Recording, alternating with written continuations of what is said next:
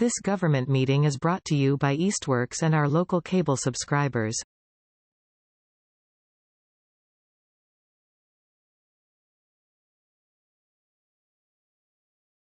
All right, well, let's call to order the meeting of the Ad Hoc Grant Search Committee for December 29th, 2022 at about 2:35. And we have Kate and myself here. So technically with Diana absent, and Ed is a non-voting member, so technically we do have a quorum of our membership right now, of our 3 members, 3 voting members. So we can take a look at the minutes, and there's obviously nobody hanging out for open time for the public. That would be such a shock if anybody ever did show up. Let me find the right version here. It's the 10-2. This is the first one. This is 11-2. So we've got 3 sets of minutes to approve here. And Kate, you wrote these, and I just, did a little editing other than that, but they're basically the same thing. So I just changed the heading where I put this kind of in the center, so stands out. But this is the one where we had Jeff McCullough come from Pioneer Valley Planning, and we started talking about a wide variety of things, especially regarding the Safe Routes to Schools program. So I think that one was pretty set. That was a pretty short and simple meeting on this one, I believe. So I'll stop sharing that one. And then on the 8th here.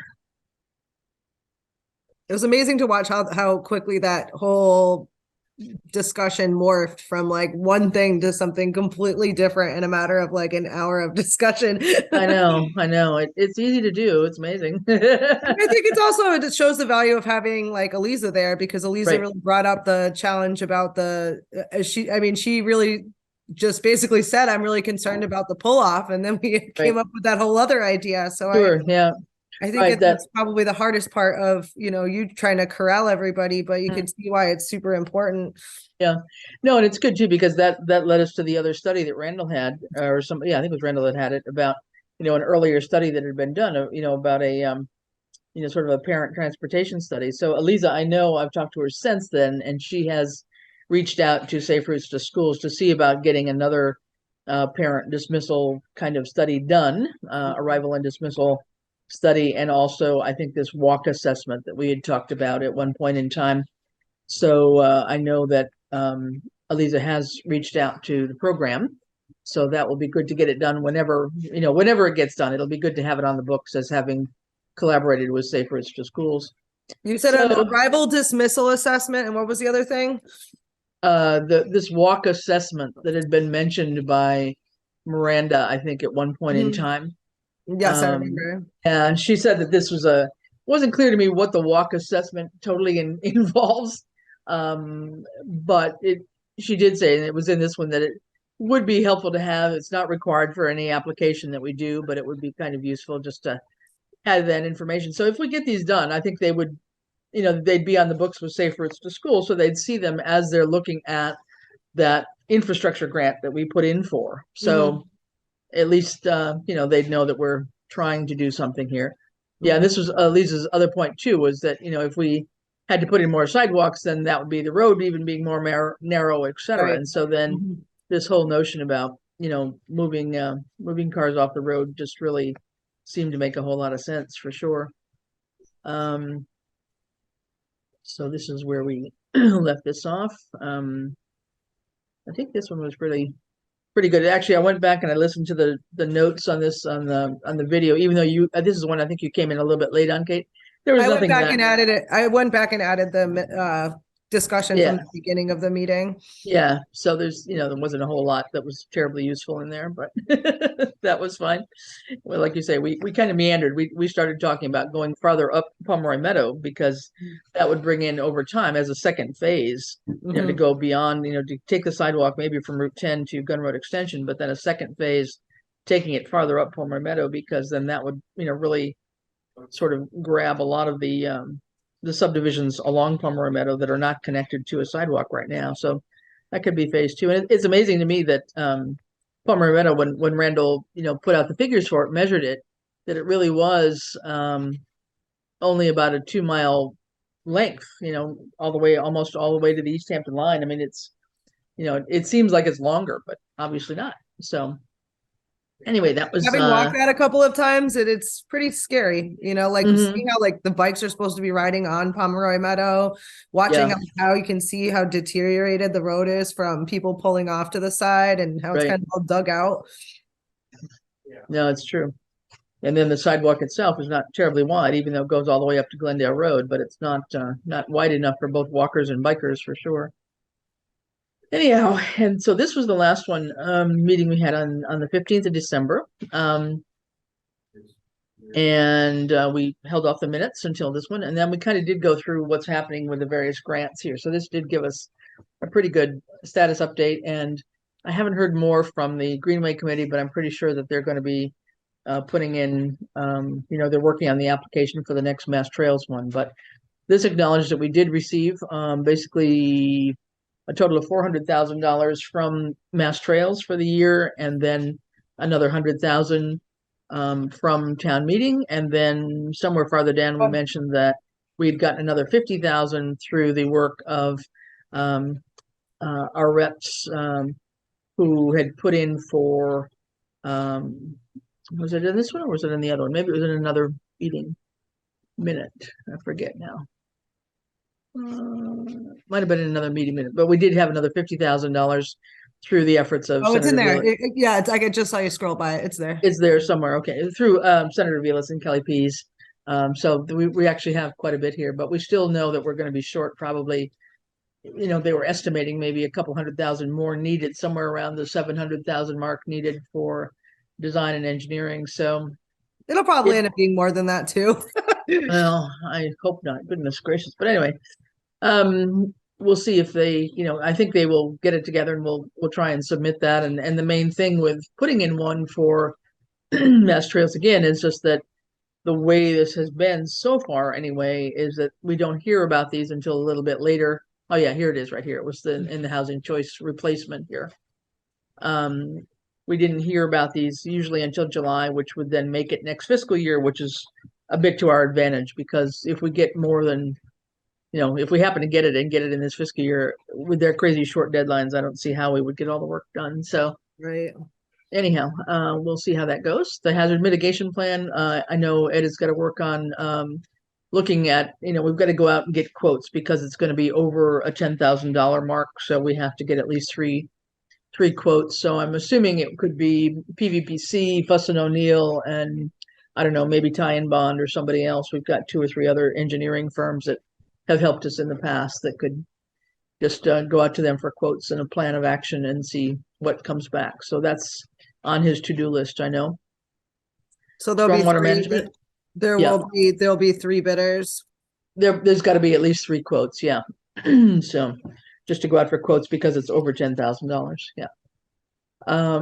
We can't just choose the one that we used last time either. It's got to be competitive. I think it was PVPC that actually helped put the actual hazard mitigation plan together last time. Mm-hmm. Yes. The stormwater asset management one, this is the one that we're waiting for. We may know about it, I think, maybe before February, but probably by mid-February. I mean, they don't seem to be announcing too much on a scheduled basis here. I've seen a couple of come out already, but I think they're doing them as they sort of get around to it. It's kind of a rolling basis announcement, apparently. On the park grant, I know since our last meeting, the GZA folks did come out with all the dig safe markings and Randall and everybody else, and they did do the 4 test pits at Conant Park. So I haven't heard any results on that yet, but that at least got done. So yes, and they're still trying to determine whether or not it can be drained as stormwater or if it has to be drained through Title V. I don't understand that fully, but it seems like it could go either way. I talked to Jerry yesterday when I popped into town hall, and she said that the test pits, it's very clay soil, so she's interested to hear what GZA comes up with as a design. Right. And she was also concerned that the new regulations are not going to be finalized like within the next 6 months. They're going out for public comment again, so she's just concerned that they're going to have to be designed with the old regs. And it's kind of unfortunate that the the environmental regulations don't necessarily line up with the public health recommendations, which makes it really tricky. Yeah. Well, and I guess the one good thing is that, there's been so many different splash pads, different communities that have done splash pads. That one would hope that they will chime in if there is public comment, and make this, kind of in the favor of how they've been able to do this so far. I mean, I would hate that we get caught in the middle of, some regulation that's half done and, I think the challenge is most of these communities have sewers. Right. Many of them do. Many do. So we don't. That's our challenge. But I think, again, even with the clay soils, I think the notion was to be able to try and design something with a low flow. System that would not cause us with any standing water. So we'll see how it comes out. But I know Randall was, very much supportive of this because it will help in all the stormwater regulations and requirements he has to manage. This actually fits in really well with great that bylaw that we already have. So that was good to hear. People have gone back and gotten ourselves reappointed as far as I know, although I'll check that with Diana, but I think she did. And so then we were just up to these couple things that are coming up. And the main one is this speed feedback school zone signs for January 16th. And then the MVP expression of interest on the 20th. So given that we don't really have anybody here to talk about that, that's a challenge. But anyway, we do have these 3 sets of minutes. So I guess we can make a motion to approve the 3 sets of minutes. I'll second. Right. Motion, all in favor? Yes. So let's post them and we'll call them approved. So that's fine. Thanks for that. And then on this speed zone thing, we do actually, it's funny, as I've driven Palmer Meadow, I don't know how many times, but I've only ever noticed a speed zone sign coming from Palmer Meadow, or sorry, coming from Wolcott toward Route 10. Yes. Right near the school on the right-hand side. I've noticed that one. Going the other way, I don't know. I don't see it. Maybe it just doesn't flash that big. I don't know. But there are already 2 signs there. So, yes. Randall and Ian were going to be talking about, whether it made sense. I think one of them is solar and one is not. And one is pretty old and has had some issues. So I look like one of them. I've never seen one of them flashing. I thought there was a sign going both ways, but the one that's going like from College Highway towards the school is pretty. I think that's the old one. Yeah, exactly. Yeah. So I think from everything I learned, what little I learned on the webinar, was that it does include replacing old ones as well. So it could be, even if we only needed one, I guess, you could still put in for just one if the other one is still good. But Ed raised the question about whether the side of the school, Gun Road Extension, could also be considered part of the school zone. There's no signage there. It's obviously right next to the school, and obviously parents' cars exit there all the time. So it seems logical that it is, but I had put in a phone call before the holidays to somebody through this program, and nobody ever got back to me, and I assume people were just on vacation. Just asking what had to be done, could that be considered just because it is a bordering street, part of the school zone, or do we have to go through some process with DOT to make it, labeled more formally? And I think looking through the bit of materials that I had read, it sounds like we might have to do something to have it designated as a school zone, but I think it could be done locally in town. So it might have to, again, go to a town meeting or something, but it wouldn't preclude us, I think, necessarily from applying. It's just that if it had to go to town meeting and be approved as a school zone, then we couldn't access the grant until that was approved at town meeting. I think that's not a school zone already. There's no signage on Gun Road Extension. I mean, one would think it would be, but there's nothing there. And so that was a question of, could we, get a replacement for that one that doesn't look like it does much and then put the second one on Gun Road Extension. But if it's not a designated school zone, I don't know that we can do that without getting that piece of work done first. So, but wouldn't it already be a school zone? Like, doesn't it go beyond like a certain number of feet Well, beyond the but school? there's nothing marked there though. If you look, I mean, like on Palmer Meadow, you've got, school zone, end school zone. You've got signage there. You So there's imagine that it nothing. would go around the school, and maybe it's just not clearly marked. Yeah, I don't know. So that was part of where I want to try and get a hold of somebody to talk to, and I'll try again tomorrow. But I'm just assuming that people are just gone over the holidays, and Yeah. probably won't get anybody until after the new year here. But It says we that still, the school zone is 1,000 feet around a public, parochial, or private school. It looks like it's like maybe is it it's like a a state thing. yeah, and that's what I don't know because I mean we've got it right in front of, um, in front of the school, obviously, but whether that side street also, I don't know. Ian wasn't sure that it counted already because there's no signage there. So Oh, we this just is the other thing that says that 2012 amendment reduced the area of school zones from 1,000 feet to 300 feet from a school. So actually, I have no idea either. yeah. So that's where we need both Ian and Randall to try to chime in. So I will, probably just end up catching up with them and again after the holidays and just say, hey guys, we've got these two already. Do you think it's worth trying to, replace one or both? And, in the meantime, I'll see if I can find out something from the folks at Safe Routes to Schools about whether we have to do something more formal to designate Gun Road Extension as part of a school zone. Knowing there's probably rules and regulations somewhere. But anyway, we still have a little time because this one is not due until the 16th. So that's okay. But what I wanted to show you, because I don't think we did, oh gosh, did it here? Let me find it. Oh, tell me it's not here. Hold on. Oh, darn it. Hold on. Yuck. Show all windows. No. Okay. Hang on, that's the wrong one. Nope. That's not it. They had a score sheet of sorts. See if I can find this thing. In the program. All right, let me see if I can open this up in a minute here. Just a second. Nope, not doing it.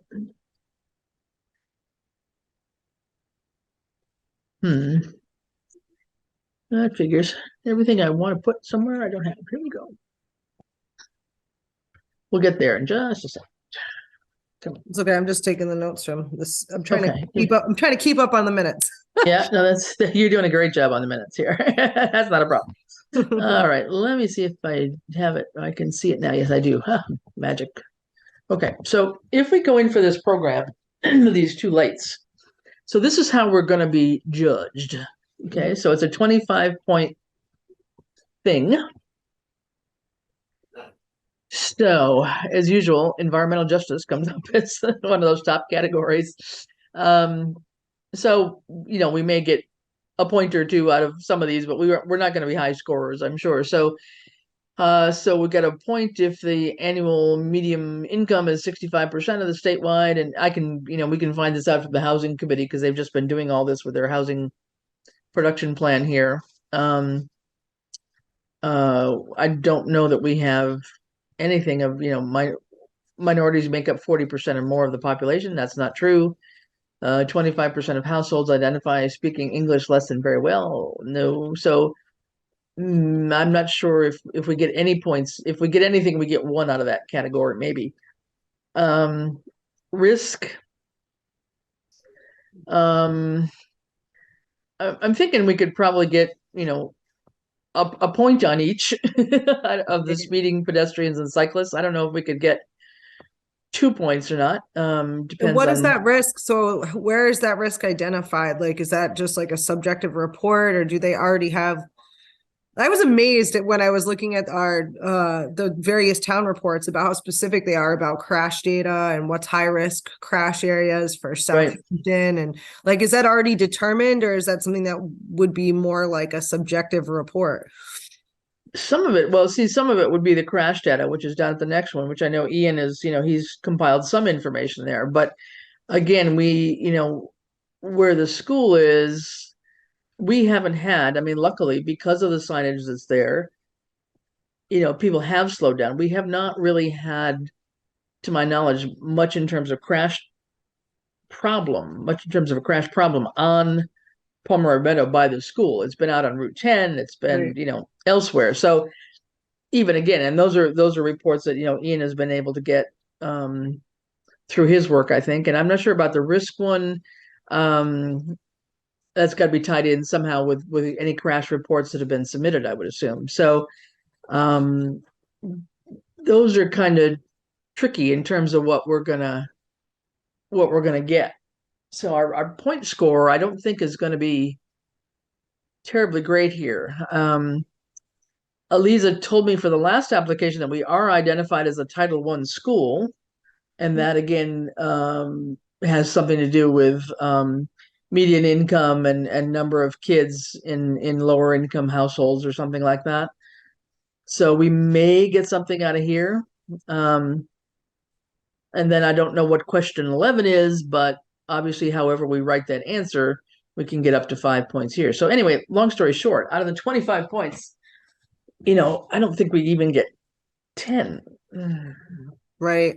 Yeah, I think we could probably address even the data that was in the town report about like speed data that was collected. It did show that people were going slightly over the speed limit, but it's so hard to tell because it's not always like, sometimes it was 20, sometimes it's 35 based upon when the school is closed. So you don't really know based upon the information that's there, how fast people are driving while the school lights are flashing. Right. Exactly. So that's kind of the challenging one. Is that the report you're talking about that Ian showed us, or is that something else? No, maybe this is the master plan.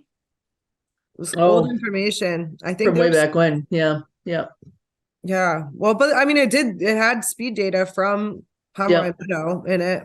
I was surprised. And I know Ian had done something more recently just on a speed data. There's nothing for crash data there, I don't think, because it just hasn't been a high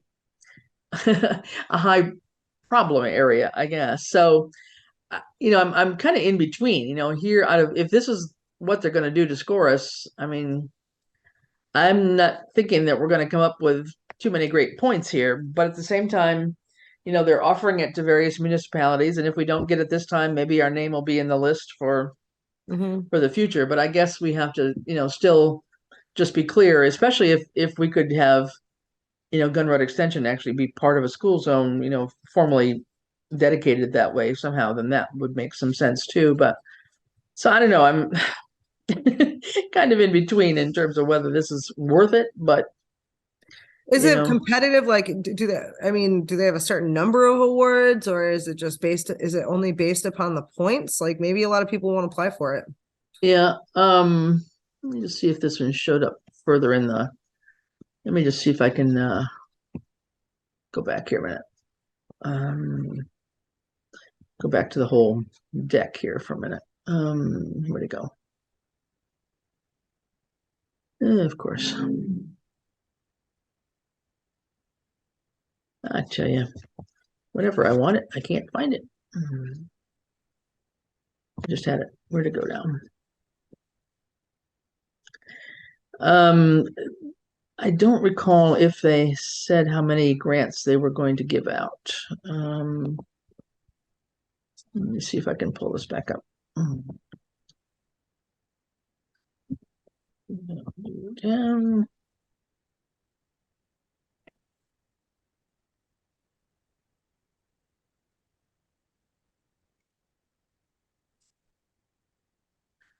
Let us flip through this are the slides from the webinar. We can just flip through them real quick here.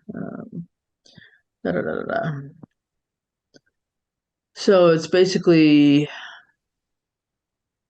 because of the speed fatalities that they're really offering this whole program, which obviously is probably more prevalent in urban settings. So just if you had more schools in the municipality, you can only submit one, so you'd have to choose. That's obviously not our problem. Right. Through 18th. Okay, I thought it was the 16th. But anyway, 50 municipalities. So there is a chance that less than 50 people will apply. Right. So, so that's 50, and I think it said that was just about it. Yeah. That's all there was. So there wasn't much more than that. So we know 351 municipalities in the state. So, 50 is kind of a small percentage of them, but How many towns have grant committee people that sit here? good point. Yeah, good point. Yeah, that's true. But I think, I guess where I am right now is, I just want to circle back around with Ian and Randall maybe on well, Monday's a holiday yet again. So Tuesday, and see what they think. Is it worth, going out for this? And, if so, we may pull out some of that information from the master plan, like you said, and um, see if we can beef up our safety and our risk information so that it sounds good anyway. Well, we can also acknowledge right now there's no shared use path, right? Like there are some things that make it right a little bit less safe. I would never ride my bike on that road. Sure, that and the car is pulled up on the curb and so forth. So some of that, I think maybe what I'll do is I'll go back and let me go back to the application that we sent in and pull out some of the information I put there, maybe shoot that back at you. Sure. So that you could take a look at it and then we could add to it and get ready for this question about, safety and so forth and risk, in case we do decide to go with this. But I think it would be helpful to know if there were any crashes, because I thought Ian said that there really weren't. Yeah, I don't think there was much. We'll check again with him on that. And then same thing, I'll double check too on whether or not we have to worry about if we could put anything on Gun Road Extension or not, or what we would have to do to make that, really a school zone. So maybe we'll just just touch base with them early next week. That still gives us, let's see our time frame here. A couple weeks. Yeah, it's not impossible. So the 3rd is a Tuesday, and then this is due. Well, I had the 16th, but maybe it's the 18th. So that gives us good solid 10 days, almost 2 weeks to pull it together, which isn't bad at all on this, because it's really just pretty simple questions. It's not anything technical really compared to the other ones, I think. So we'd have time to do it. And then I'm hoping that we would actually have information back on that other Safe Routes to School was one by around the 9th or something. So that's soon? By January 9th? Yeah, that we'd get at least a first reaction as to whether we're in the pool. Good. That was the first, because then they come out and they send out that consultant, that AECOM group, to come out and actually do the walkthrough and say, okay, well, you thought you wanted a crosswalk here, and we recommend over here, and they would take a look at what we're talking about with the shared use path and stuff. So that was that's that million. What did we come up with, $1,200,000 grant?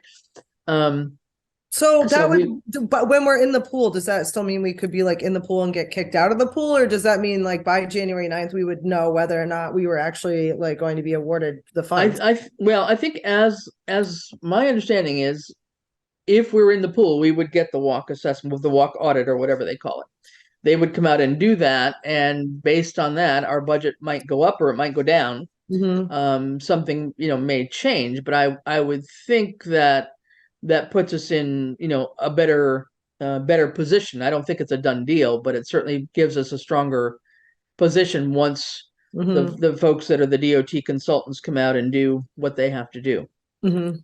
So I think, if we can hear anything by that early January timeframe, that will be great. So part of my thinking is that we ought to probably try and do a meeting that week.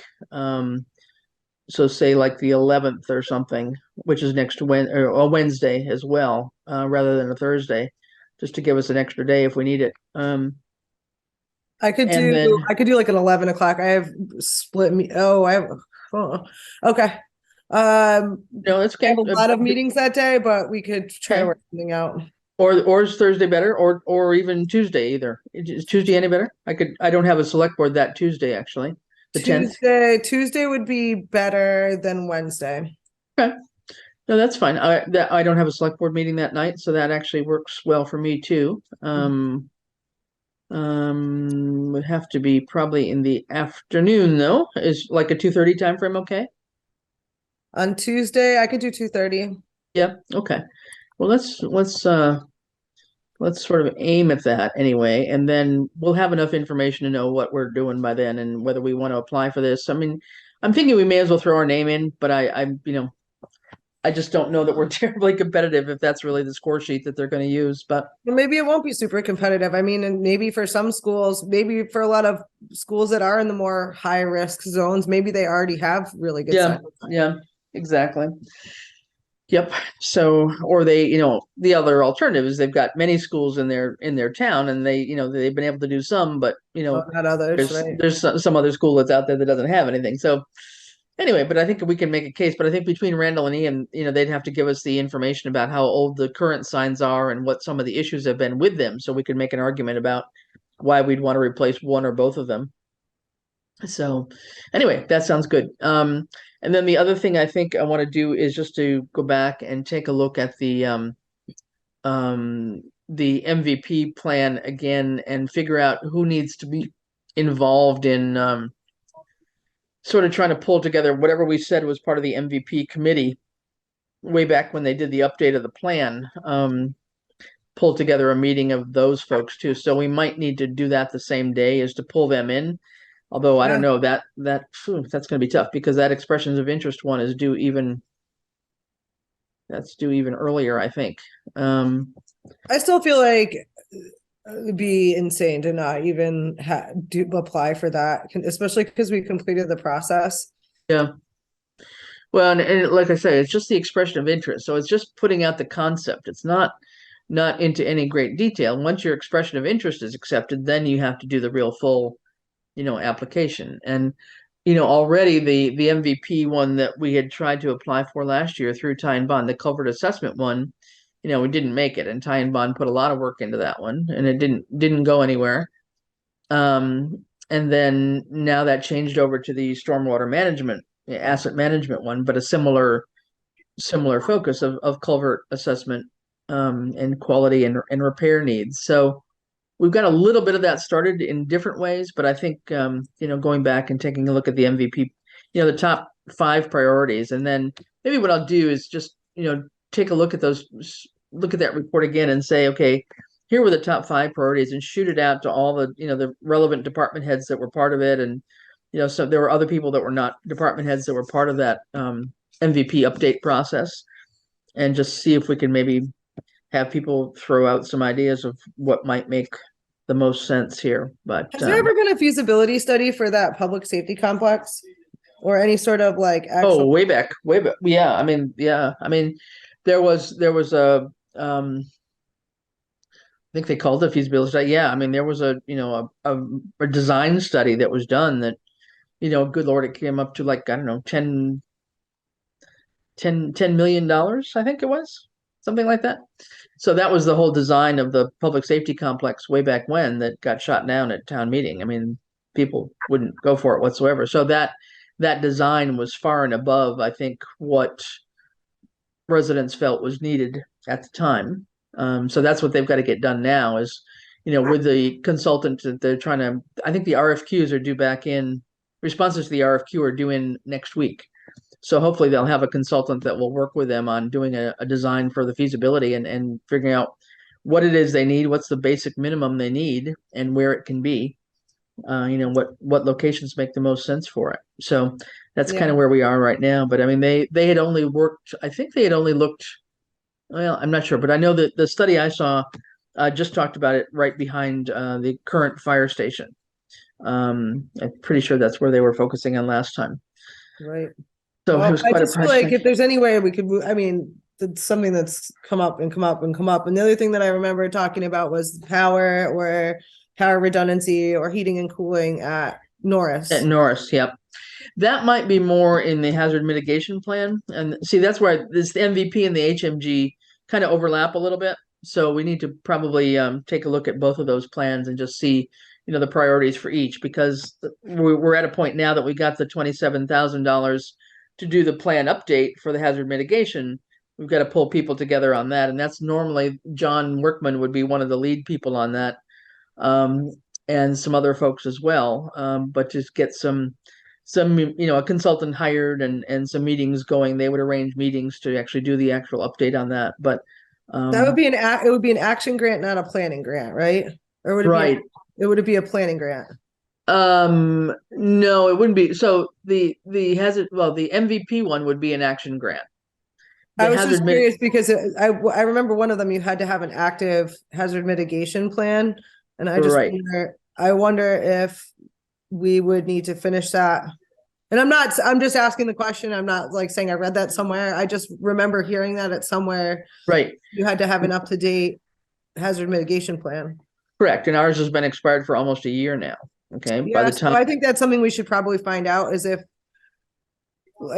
we can't apply because we don't have an updated hazard mitigation plan. No, it's okay. I think from everything we've heard, as long as we're in the process, I mean, it took them how many months to even, award any grants. So that was part of the process. We applied way back in this, way back right around early spring, I think, when the grant came open. So that was all well known. And that's why they give us, 2 years to actually do the update, which I think is way too long myself. Yeah. But I don't know exactly what they're expecting. So the hazard mitigation you can pull up the report. It's I just found it. Yeah, okay. Yeah, let me let you share. Hold on a minute. Go ahead. So the hazard mitigation one, again, we've just got to Ed's got to first, help identify a consultant to work with us. And then, we gather the team together and that are usually, it's going to be highway, water, fire, etc. Health, whomever, to get involved in doing the actual update. So it's going to be a process. Certainly. This is the MVP one, though. This is not. Yeah. Okay. That's the one we're supposed to be looking at, right? Well, this is the one that's going to have the expression of interest due first. Yes. Right. Okay. I just wanted to make sure I was looking at the right thing. So the field inventory, culverts and bridges, which that we've already applied for. That's what tying bond is submitted already. So that's been done. They're in process of being, considered for a grant award. I kind of wish that we had in mind some of the projects that we could apply for when we were kind of ranking these things in priority, because I kind of feel like now we're like, all right, well, how does it, we're kind of feel like we're stuck with these options. Manipulating circuits, which I'm just worried about Eversource really being responsive about that. The repeater, which is it seems like such a small project. I kind of wish we just had the money for that so we could just do it. The public safety complex, the microgrid, and then a lot of this is hiring, which we're not going to get. Address options to address excessively hot days in schools. That's I brought up because that's a high priority that we identified in the heating and cooling centers. So I just wonder, if you look at what we put in the MVP planning process as a high priority, and I don't want to be biased. I just feel like they were canceling school last year because it was too hot. And then this also says assess alternate energy options for Norris Elementary, including backup power and AC. I don't know if this whole MVP process is really, it's for it's for climate resiliency. Yeah, it's for, it is, vulnerability preparedness is what it's called. So yeah, some of these, and the top priority we've already sort of taken a stab at, but here in the middle ones, town bylaw review we're kind of doing. I'm just thinking of what we could apply, what would be an actionable thing that we could apply for a grant for. Right. Support local businesses in adapting to effects of climate change. What would we apply for? Yeah. Well, and again, we, if the demand isn't there, we need to have, however they went ahead. I wasn't part of this update process on this plan to know who they consulted when they, went out and did this update. It was a whole group of people. There was 20 people on the call. It was there's people from water, I think Randall or highway, I think was there. Ed was there. Yep. Right. Secure long-term funding for mosquito surveillance. So yeah, it's not like there's a ton of things, because I went through this last week and I was like, what would actually be something we could apply for? And just Norris School really stood out to me, and the public safety complex planning process to keep that moving kind of stood out. Right. And at least the public safety complex planning part is that's partly underway. So the Norris School one is still not done. That's one that's hanging out there as far as I know. Yeah. This is where I kind of feel like, okay, if we're going to go with any of these options, a lot of these were really conservation related. I remember that's who promoted a lot of these moderate priority initiatives. So I feel like they would have to be kind of a part of the. Right. I wouldn't know anything about writing a proposal about pool certification process or. I like the idea of residential water conservation practices, like a rain veil program, but I thought Randall was already kind of working on that. Well, and we've got, the whole thing too with, down in Hamden Ponds with the whole sewer issue there. Right. And I don't know where that doesn't seem to have been listed. Oh, it's here. Interconnection options with Westfield and City of Holyoke. And feasibility of a new treatment facility. But that was a low priority at that point in time. And this plan is only a couple years old. It's not that old. So well, I think it's since I've been on the grant committee. You're right. So it can't be on. Right. Pop it back up to the high priority ones again, maybe. Right here. So culverts and bridges we're working on right now. I don't know the town-wide road assessment. And the cost benefit of implemented engineered drainage systems. I feel like the cost of that is going to be so high. And I don't know with the stormwater management bylaw whether we've got green infrastructure put in there or not. I'm not sure about that. There were a couple of dams, but I haven't heard that there are any major problem with the dams offhand. The whole Lyman Pond one just got done by Sheldon's. Right. But that was a private initiative. I mean, it's not a town-owned dam, so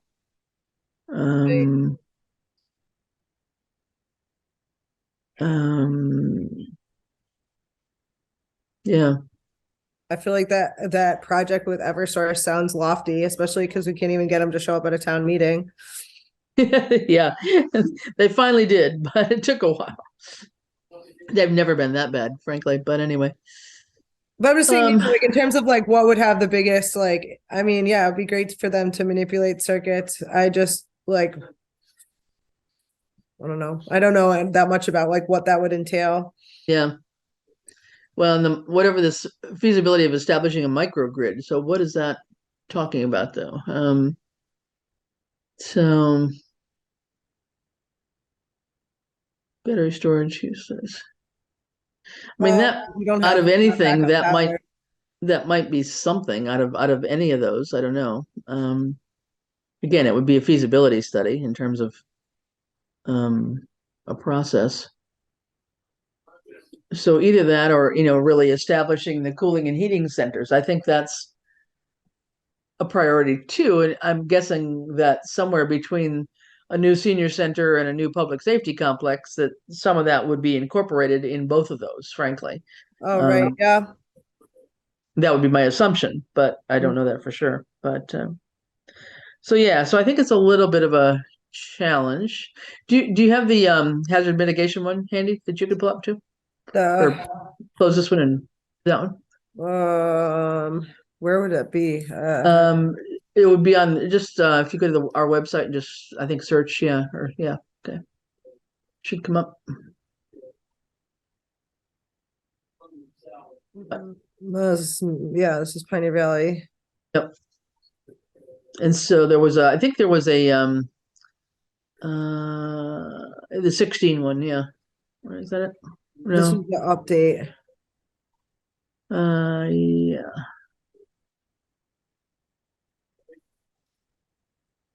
Right. I think flooding was the big one. I haven't read this one in a little while, but I thought I remember saying that we weren't really a super high fire risk. We weren't really a super high tornado risk. Yeah, somewhere there was a set of charts or something at the end, I think that yeah, maybe here it goes. Right. Earthquakes, extreme temperatures not considered a risk. That's funny. Flooding, Mhm. flooding is a risk. Mhm. And So wildland, yeah, wildfires, forest fires maybe was in there too, but what yeah, it's was the end of it? So somewhere. like There might have been a separate document. There were a set of charts. I can't remember. They kind of listed everything as high, medium, and low priority, but same idea. hurricanes, management plans.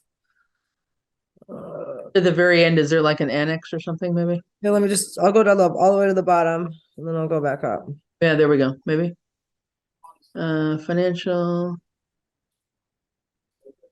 Yeah, no.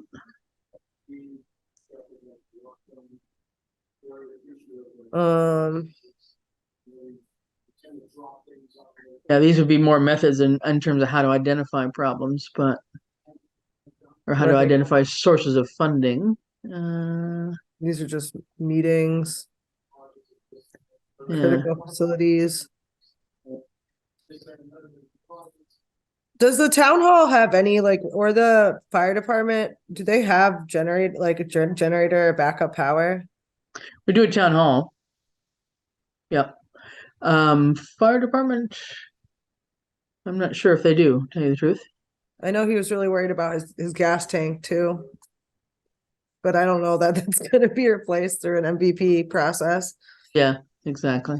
Yeah, No, I I feel mean like some things will be, through the capital fund or something else perhaps, but yeah, it's not clear where, where we have the worst needs of all things here. So anyway, we know that we've got to work on the hazard mitigation plan update anyway. So that's a process that we've got right. to do, but it's the MVP that's, got an expression of interest that would have to be um Oh, I see. So this is when I think maybe it would be helpful to look at the original one and then because I feel like maybe this update, I don't know, maybe it kind of ties into the other report. I feel like I haven't really looked at that all too yeah, much. this may not be the most recent one either because this goes back to 9 and 10. So it's not that old. It says the 26, it was the one with the 2016 update was the one I clicked on. I thought, Oh yeah, okay. yeah, 2016. Yeah, well, maybe it's worth looking at that. But the things that stood out to me most were the safety complex and Oh, some sort of power for. here comes Randall. Yeah, we can take that down. That's fine. Hey, Randall.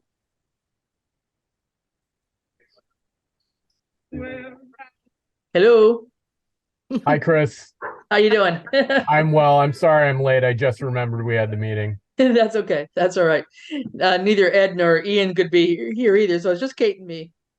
But we were talking about basically the first thing about the speed stop zone signs, school zone signs on Palmer Meadow as to whether we wanted to try and go for that or not. We've still got a little bit of time. They're not due for another 2.5 weeks or thereabouts. So we thought we might have a meeting in early January to see. But both you and Ian had noted that we do have two signs that are already there. So whether it's worth building an argument about how good or how bad they are and trying to replace one or trying to replace both or whatever. I'd put in a call to folks on the program about whether or not Gun Road Extension could be considered part of the school zone, and I never got an answer back before the holidays, so I'm going to keep bugging them to find out because I don't know whether there's a distance requirement.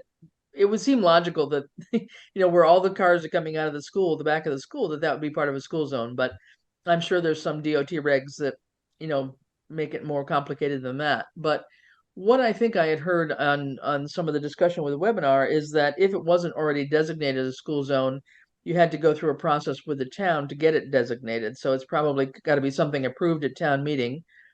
I'm not sure what argument or requirements there are to make it a school zone. But it also did not seem to stop us from at least applying for this program of getting these light signs, whatever, because the stipulation was that it would have to be designated a school zone before you could actually access the award. If you were awarded them, you had to have the school zone designation, clear before you, could actually get the grant. So it's kind of a catch-22 there, but wasn't sure whether replacing one of them going toward the school from Route 10 seems to be the lamest one of the two. And I didn't know is the other one a solar one, the one coming the other way? It's not. Neither of them are solar. They're hooked up to power, which is actually a good thing for us because solar that's another layer of batteries going bad, solar panels going bad. Mm-hmm. We get so much junk calls here. But I don't know how to turn it off. Yeah, so the one near Wolcott Road is fairly new. When it was hit by a car, the old style, and Mike Goyette and I worked together to put in a little more money to upgrade it to the speed feedback. It's got one of those blinking signs when you go too fast. Yeah. So maybe we could, I don't know if it would be worth it maybe to upgrade the other one to that sort of sign. That's a good point. Makes you slow down. Well, yeah, I mean, Ian tells me he's read studies where the feedback from those signs actually does reduce speeding. The unfortunate thing is you have to have it up all the time. So yeah, Chris has been involved with some complaints from residents about different areas of town, and it would be unfortunate if we had to have one of those on every street. But as far as the schools, yeah, be nice to maybe have people slow down in the school zone. So the one that's there that you already replaced, you think is okay to maintain? I mean, not to swap that out for a solar one necessarily. Oh, I wouldn't swap it out for a solar one. It's hardwired, and I think it's better that way. Okay. If you have a cloudy day and it doesn't charge, we were having trouble with that with those blinking LED stop signs at Glendale. We finally just replaced, I think we ended up replacing the batteries and the solar panels because they had degraded, and it was quite a costly endeavor to do that. I feel like that sign's really close to the school, and maybe it's just where it has to be. Like, I feel like when you're approaching the school, that speed sign is like right on top of the school. Yeah, I don't disagree. Again, I looked up some of the stuff on school zones. I told you I was going to send it to you, Chris, and then I didn't. Yeah. Let me see if I still have them up. I read that it could be 300 feet or 1,000 feet, but that maybe it was reduced. It was really confusing. Oh, so you got the same sort of answers. It was kind of like, well, it could be this, it should be this, but then it can be this, and then in other situations it can be more. This is why I like to hire an engineer, because somebody could sign off on it, and then I don't hold any liability for doing it wrong or interpreting it wrong. Yeah. Because I think that, it's funny, as I was telling Kate, I've noticed the one coming from Wolcott all the time, but the one going, from the post office towards the school, I barely notice that thing. It certainly doesn't flash much at all. Well, it only flashes during for an hour when schools pickup time, right? Times, yeah. Yeah. So it's like, okay. Whereas the other one, the feedback still lights up 24 hours a day. Yep. Maybe that's why I notice it more. Yeah.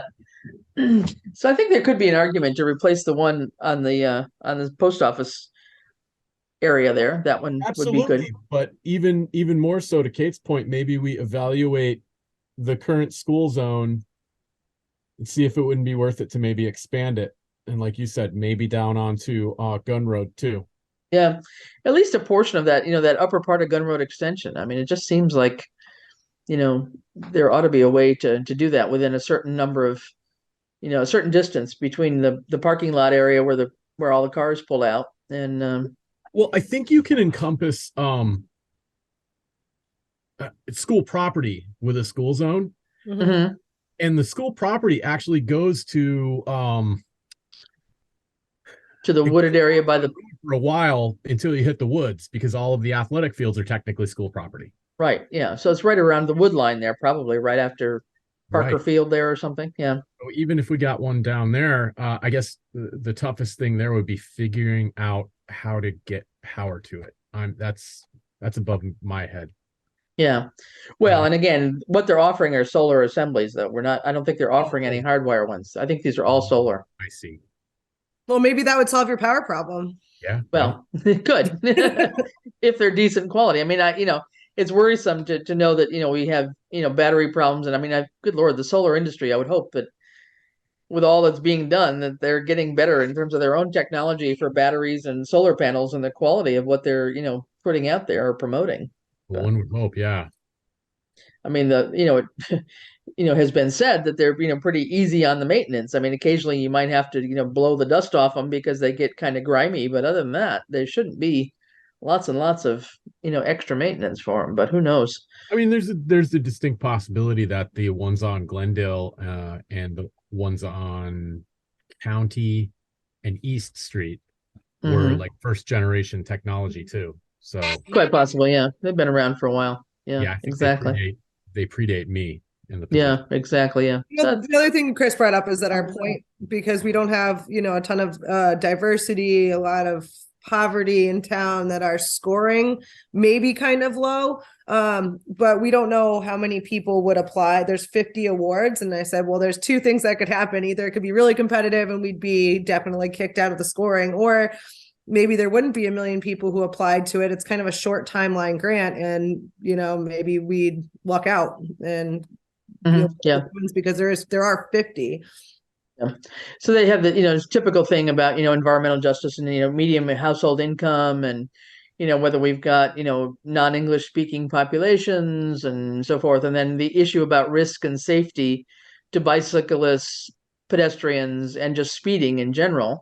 So we can probably write to some of that based on what we put in the infrastructure grant application, I think. But the anything about crash data, I mean, I know Ian had collected some information in terms of speeding, but we haven't really had much for crashes along Palmer Meadow. It's been Route 10 area and so forth. So we don't score too strongly there. And the total scoring is 25 points apparently for this grant.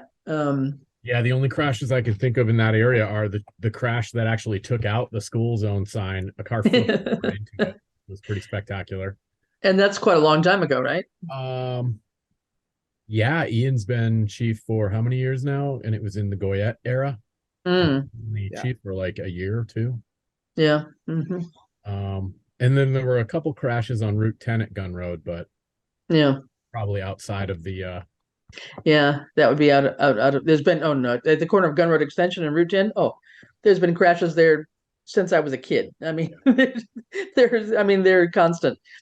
Cars used to go flying into our pasture. I mean, that was but I think they just get pulled out because I know when I thought there had been dozens of crashes there, but the official crash data suggests there's only like 2 or 3. Really? Well, yeah. So, well, it could, yeah. Well, it may be, yeah, and that's a good point. It could be more. Fletcher not pulls so much. Them out and the police aren't involved, so that doesn't. Well, it may not be actual crashes though, car to car. It's probably more speeding and going off, coming around the curve and losing control. Right. That's actually probably been. I wouldn't doubt that's probably been more the bulk of what's happened there. But anyway. True. So anywho, so what we thought we would do is, just check in too with you and Ian, if you thought that it was worth trying to do this and which way we would go for. Certainly we can put in for one of these to get that old one fixed or replaced. I think we'd probably need a little bit of just a story behind it in terms of how long that one's been there, what it does now and what it doesn't do, what its features are. Okay. And why an improved version would be helpful. So that's some paragraph of description would be helpful. I think it wouldn't hurt to put one on Gun Road. Why not? If it would help people to slow down. Yeah, it's just that one of these things, I think, and Randall knows this with these DOT things. I'm pretty sure when I get in on the online thing, I've got to put a little line in terms of where the school zone is, that magical little mapping. And right now it runs along Pomeroy Meadow. I don't know if I can make a curve onto Good Road Extension or not. But I will call again on Tuesday. I assume people will be back to work by then, and see if I can get somebody from the program to just clarify that for me. Or 'Cause I maybe think that Eliza knows what part of that would be a school. Like, is school zone defined by the road, or is it defined by the school property, Randall? Do you know? I think not 100% sure, but I think it's the town declared Yeah. something a school zone, and for us, I think it is just along Pomeroy Meadow. I can look at my files while we're talking and see if I can find that. I think I have. I mean, maybe it already is, but that's kind of crazy to me that a school zone, like you think of it in terms of like also subs, like I know that they're trying to minimize the size of a school zone because of people who would sell drugs on school property. You would think that it would be like a perimeter around a school and not just like Right. a line. No, you would, and maybe it qualifies, Kate, but it could be that we have stopped short of whatever the town has to do to really designate Just that designate and get that, got it. approved as a school zone. That's where I kind of feel we probably are in a, no man's land here. Got it.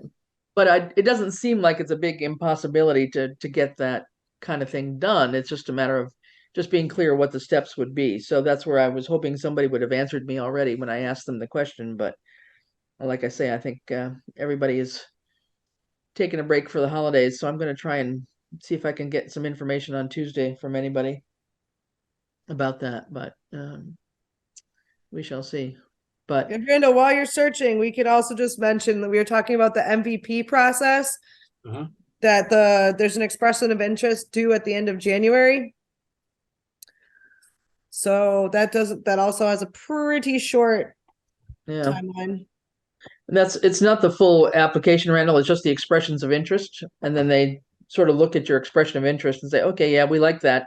It's a concept paper basically, and then let's go ahead with the full application. You get the red light to go ahead or green light to go ahead with a full application. But looking at the MVP plan, some of the stuff that we had as high priority, we've already got covered under what tie-in bond has been doing for you with the asset management grant. So the culvert update and so forth, we should know on that pretty soon. So I'll shoot him. I'll just send it via email, just so like you can just also take a look at it, because we'd want to like start that very soon. So there's not too many other things, I don't know, in terms of other, a dam assessment and all those kinds of things. If those are still a high priority, they were designated in the high priority list, but I guess I haven't heard too much about our dam failures in town personally. Something over on White Loaf and Middle Road or somewhere there.